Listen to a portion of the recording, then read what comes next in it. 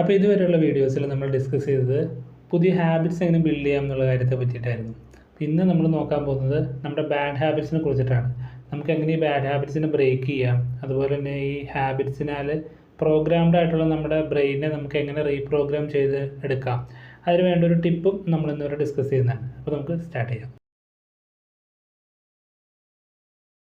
എന്താണ് bad habits? അതെങ്ങനെയാണ് നമ്മുടെ ലൈഫിൻ്റെ ഭാഗമാകുന്നതെന്ന് അറിയാമോ? അതിന് നല്ലൊരു ശതമാനം റീസൺ എന്ന് പറയുന്നത് നമ്മുടെ ഒരു ക്ലോസ് സർക്കിളാണെന്ന് വേണമെങ്കിൽ പറയാം.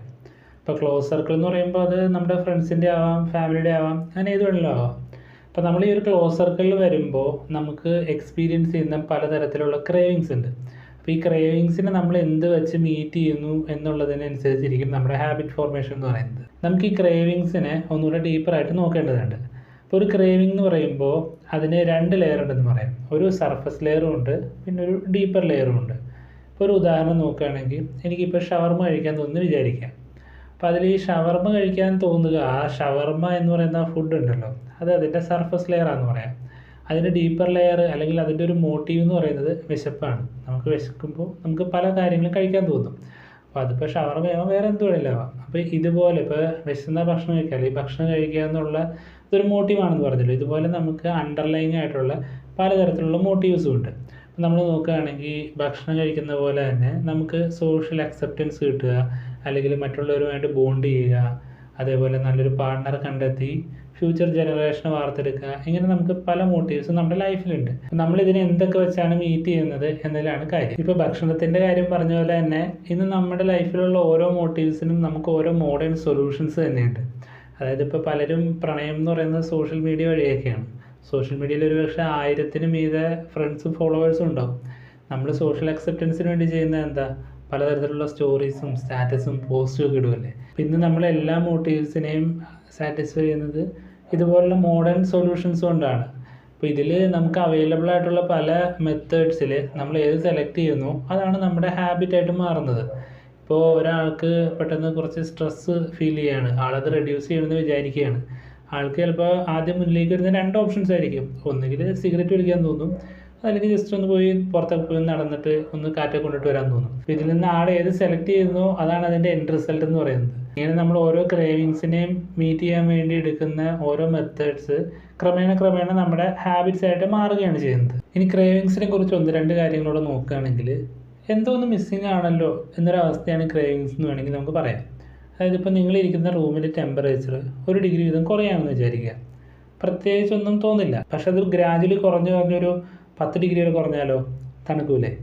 അപ്പോൾ എന്താ നമ്മൾ ചെയ്യുക? അതിന് വേണ്ട എന്തെങ്കിലും ഒരു റെമഡി ചെയ്യുമല്ലേ. ശരിക്കും ഇവിടെ നമ്മുടെ ബോഡി എന്ന് പറയുന്നത് തുടക്കത്തിൽ, അതായത് ആ ഓരോ ഡിഗ്രി കുറയുമ്പോഴും അതിനെ ഒബ്സർവ് ചെയ്യുന്നുണ്ട്. പക്ഷേ ഒരു പർട്ടിക്കുലർ പോയിന്റ് കഴിയുമ്പോഴാണ് അത് റിയാക്ട് ചെയ്യാൻ തുടങ്ങുന്നത്. അതിൻ്റെ പഴയ ആ ഒരു അവസ്ഥയിലേക്ക് പോകാൻ വേണ്ടി നമ്മളത് പ്രേരിപ്പിക്കും, അല്ലെങ്കിൽ നമ്മളൊരു ഡിസയർ ക്രിയേറ്റ് ചെയ്യും. അപ്പോൾ അതിനെ ഓവർകം ചെയ്യാൻ വേണ്ടിയിട്ട് അല്ലെങ്കിൽ അതിനെ മീറ്റ് ചെയ്യാൻ വേണ്ടി നമ്മളൊരു ആക്ഷനോടെ എടുക്കും. അതായത് എന്തെങ്കിലുമൊക്കെ എടുത്ത് പുതയ്ക്കുകയൊക്കെ ചെയ്യും അല്ലേ. ഇതുപോലെ തന്നെ നമ്മൾ ഓൾറെഡി ഡിസ്കസ് ചെയ്ത അണ്ടർലൈങ് ആയിട്ടുള്ള പല മോട്ടീവ്സും ഉണ്ടല്ലോ. ആ ഓരോ മോട്ടീവ്സും ഓരോ അവസ്ഥയിലും നമ്മളിൽ ഇതേപോലെ പല ഡിസയേഴ്സ് ക്രിയേറ്റ് ചെയ്തുകൊണ്ടിരിക്കും. അതിന് വേണ്ട ആക്ഷൻസ് നമ്മൾ എടുക്കുമ്പോൾ അത് നമ്മുടെ ബിഹേവിയറായിട്ട് മാറുന്നു. ഇപ്പോൾ നമ്മൾ എവിടെയെങ്കിലും ഒരു സ്ഥലത്ത് വെറുതെ കുറച്ച് സമയം ഇരിക്കുകയെന്ന് വിചാരിക്കും. നമുക്ക് സമയം സ്പെൻഡ് ചെയ്യേണ്ടിയില്ലേ, ബോറടിക്കില്ലേ? ചിലപ്പോൾ നമ്മൾ എടുക്കുന്നത് നമ്മുടെ സ്മാർട്ട് ഫോൺ ആയിരിക്കും. അങ്ങനെ സ്മാർട്ട് ഫോൺ എടുത്ത് സോഷ്യൽ മീഡിയയിൽ കുറച്ച് സമയം ടൈം സ്പെൻഡ് ചെയ്ത് കഴിയുമ്പോഴേക്കും നമ്മൾ ആ ഒരു കാര്യത്തിൽ സക്സീഡ് ആയിട്ടുണ്ടാവും. പിന്നീട് നമ്മൾ എപ്പോൾ ഈ ഒരു അവസ്ഥയിലൂടെ കടന്നു പോയാലും നമ്മൾ ആദ്യം എടുക്കുന്നത് നമ്മുടെ സ്മാർട്ട് ഫോൺ ആയിരിക്കും. കാരണം ഓൾറെഡി അങ്ങനെ ഒരു പ്രോഗ്രാം നമ്മുടെ അവിടെ സെറ്റായി കഴിഞ്ഞിട്ടുണ്ട്.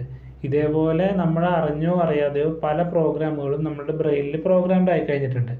ഇങ്ങനെ പലതും പ്രോഗ്രാമായി നമ്മൾ പലപ്പോഴും ഒരു ഓട്ടോ പൈലറ്റ് മോഡിലേക്കും പോകാറുണ്ട്. ഓട്ടോ പൈലറ്റ് മോഡിനെ പറ്റി നമ്മൾ ഓൾറെഡി ഡിസ്കസ് ചെയ്താണ്, കാണാത്തവർക്ക് വേണ്ടി വീഡിയോ ഞാൻ കൊടുത്തേക്കാം.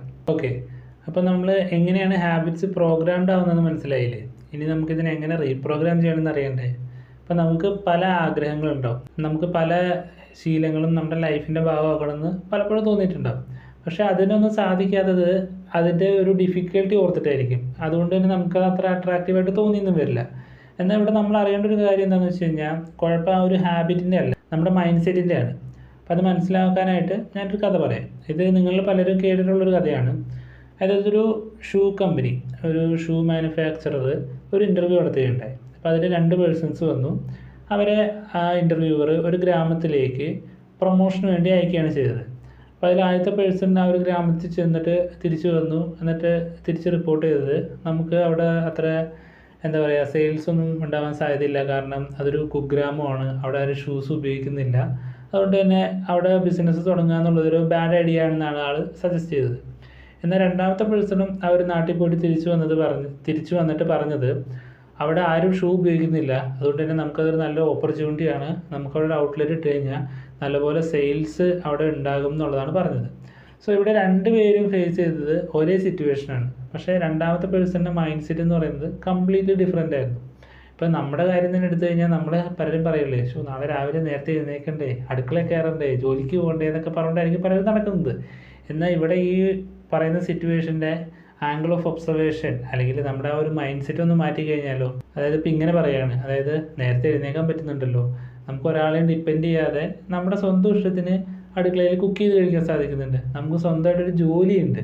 സോ ഇവിടെ സെയിം സിറ്റുവേഷനാണ് ഞാൻ പറഞ്ഞത്, പക്ഷേ ആ ഒരു ആംഗിൾ ഓഫ് ഒബ്സർവേഷൻ മാറിയപ്പോൾ കഥ തന്നെ അല്ലെങ്കിൽ ആ ഒരു പടം തന്നെ കംപ്ലീറ്റ്ലി മാറിപ്പോവുക ചെയ്തത്. ഒന്ന് രണ്ട് സെനേറിയോസ് നോക്കുകയാണെങ്കിൽ ഇപ്പോൾ നമുക്ക് പലർക്കും താല്പര്യമുള്ളൊരു കാര്യമായിരിക്കും നല്ലൊരു ഫിസിക്ക് സ്വന്തമാണെന്നുള്ളതല്ലേ.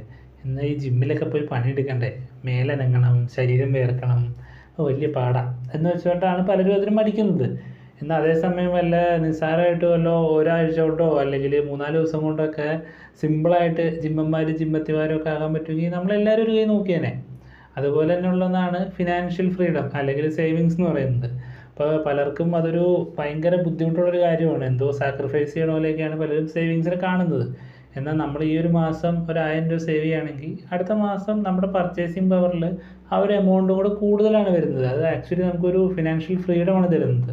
സോ ഇവിടെ നമ്മുടെ മൈൻഡ് സെറ്റാണ് പ്രശ്നം എന്ന് പറയുന്നത്. അപ്പോൾ നമ്മൾ കറക്റ്റായിട്ടുള്ളൊരു മൈൻഡ് സെറ്റിലൂടെയാണ് അപ്രോച്ച് ചെയ്യുന്നതെന്നുണ്ടെങ്കിൽ ഈ സെനറിയോസ് അല്ല, ഇനിയും പല സെനറിയോസ് ഉണ്ടാവും, ഇതിനെല്ലാം നമുക്ക് വേണ്ട ഒരു റിസൾട്ടിലേക്ക് എത്തിക്കാൻ സാധിക്കും. ഇനി കാര്യങ്ങൾ ഒന്നും കൂടെ ബെറ്റർ ആക്കണമെന്നുണ്ടെങ്കിൽ ഒരു കാര്യം കൂടെ പറയാം.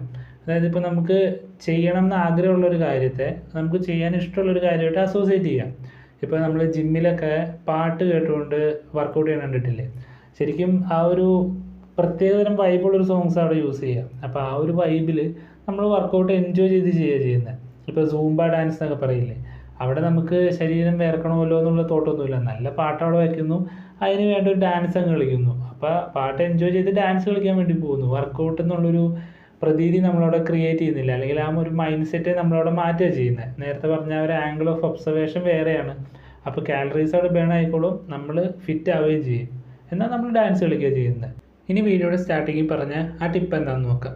അതായത് നമ്മൾ ഡെയിലി ലൈഫിൽ പല സിറ്റുവേഷനിലൂടെയാണ് കടന്നു പോകുന്നത്. പലതും നമ്മൾ ഒരുപക്ഷെ മൂഡ് ഓഫ് ആക്കുന്നതായിരിക്കും. എന്നാൽ നമുക്ക് ബാക്ക് ടു ആ ഒരു നമ്മുടെ നോർമൽ മൂഡിലേക്ക് വരണമെന്നുണ്ടെങ്കിൽ അതിനുവേണ്ടി നമുക്കൊരു ക്യൂ സെറ്റ് ചെയ്ത് വെക്കാൻ പറ്റും. അപ്പോൾ ഇതെങ്ങനെയാണെന്ന് വെച്ച് കഴിഞ്ഞാൽ, നിങ്ങൾക്ക് എപ്പോഴും ഒരു മടുപ്പുമില്ലാതെ ചെയ്യാൻ ഇഷ്ടപ്പെടുന്ന ഒരു ആക്ടിവിറ്റി എടുക്കുക. ഒരു ഉദാഹരണത്തിന് ഇപ്പോൾ പെറ്റ്സിനെ കെയർ ചെയ്യുന്നതാവാം, അല്ലെങ്കിൽ ഗാർഡനിങ് ചെയ്യുന്നതാവാം, ഏതാണോ നിങ്ങളുടെ സൗകര്യം ആ ഒരു ആക്ടിവിറ്റി എടുക്കുക.